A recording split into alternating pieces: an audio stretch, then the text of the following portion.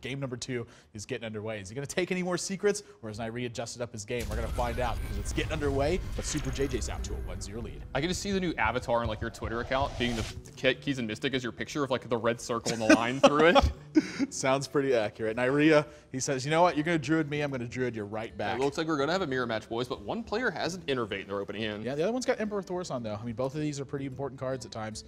Neirea is going to keep his shade. Doesn't want to fish for the wild growth or the Innervate.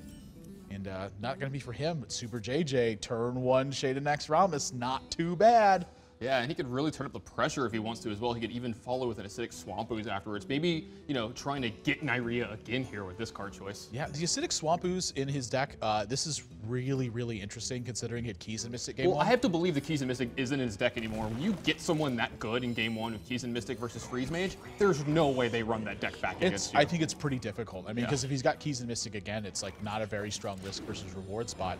And right here, actually, this Acidic Swamp Ooze is going to be doing a little bit of work here. Just the fact that it's a 3/3 body, this will put pressure on Neirea, and his hand is not looking very comfortable right now. Yeah, we've seen a lot of hands like this from Druid, though, actually easily win games later because once they start to curve out, they have all the options in front of them. Yeah, that's definitely true. I mean, the amount of pressure you can apply is a big talking point. And the fact that Neirea is attacking the Acidic Swamp... Oh, I thought he attacked the Acidic Swamp Ooze for a minute. I thought for a second he was going to, and then maybe swipe face next turn or swipe, you know, the Shade if Superjj were to unveil it, but I don't think there's any way Superjj ever attacks with a Shade if you attack the Acidic Swamp Ooze there. Yeah, I agree with you. So, I mean, it's now 7 days.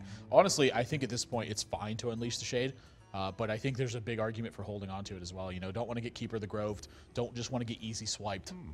Yeah, you do get the coin out of Neirea's hand, but you know maybe you can disrupt his curve from there, and you can see Superjj think about this for just a moment. Yeah, I don't mind the curve disruption here. I think this is totally fine. Gets an extra damage as well, and this again, this forces Neirea to have an answer to this. If he doesn't have Keeper of the Grove or swipe, this game could easily just get out of control.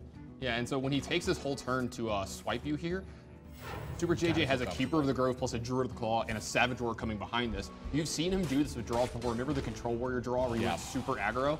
If he feels that he has an early advantage, he likes to put the pedal down. Yeah, I think it's exactly what he's going to do. I cannot blame him whatsoever at this. You know, his hand is constructed. Force him to have it, yeah. I mean, the Acidic Swamp Ooze has now gotten in 6 points of damage. When you hit this stage of the game, this is your one opportunity to really press for the win here. I think this Druid of the Claw is even coming down in charge mode as well. This is his one chance. Yeah. His one opportunity. His one shot. I mean, if you had one chance, I think you'd take it.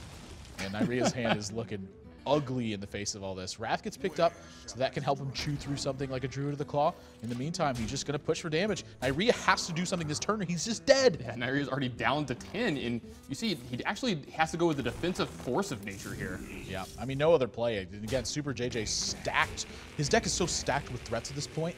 It's like almost any card he draws. I think he's actually going to attack the Keeper of the Grove here to make his second force of nature a removal spell as well. Yeah.